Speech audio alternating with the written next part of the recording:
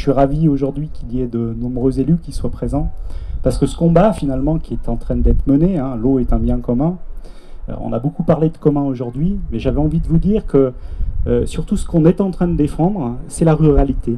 Pourquoi on est en train de défendre la ruralité? Parce qu'à travers le modèle finalement et l'altermodèle que l'on propose, donc Benoît Biteau en parlerait, et vous avez vu, il vous en a parlé pas mal, un modèle qui soit respectueux du vivant, un modèle qui respecte la biodiversité, mais surtout un modèle qui nous permette, aujourd'hui comme demain, de recréer des emplois au niveau local, en respectant la biodiversité, en étant dans des filières courtes, en étant dans on parle quelquefois de locavore, on parle d'agriculture agroécologique, dont la bio fait partie, par exemple. Eh bien, on sait que c'est le modèle vers lequel on doit tendre.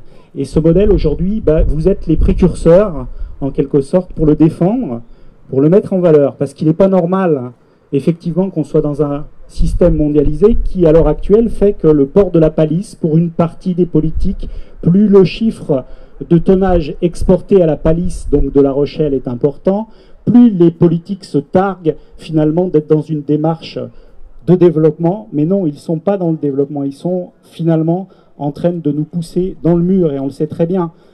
On sait aussi que il y a moins de 10% de ce que nous produisons au niveau local qui est consommé au niveau local. Donc tous ces combats-là, effectivement, vous les menez, nous les menons, et c'est dans ce cadre-là, notamment au niveau du conseil régional, que l'on essaye d'infléchir toutes ces politiques. Et c'est vrai que le bras de fer permanent que l'on mène avec le président Rousset, eh bien c'est un bras de fer que nous menons déjà depuis 3, 4, 10 années, lorsqu'il y avait d'autres conseillers régionaux qui le menaient. Et moi j'ai envie de saluer par exemple Serge Morin, qui doit être encore ici, et effectivement qui a fait qu'on a un plan de développement rural.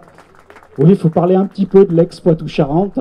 Certains disent Paléo Poitou-Charentes, mais cet ex-Poitou-Charentes, il a posé les jalons nous permettant d'être aujourd'hui avec vous, eh bien, au cœur du combat, pour finalement défendre des modèles qui soient résilients demain, des modèles qui nous permettent d'avoir demain non seulement un respect du vivant, mais c'est tout simplement mener la vie et mettre la vie au niveau de nos territoires et remettre la vie. Parce que quand vous vous baladez, comme on l'a fait cet après-midi lorsqu'on chemine dans ces lieux, on est dans du vide.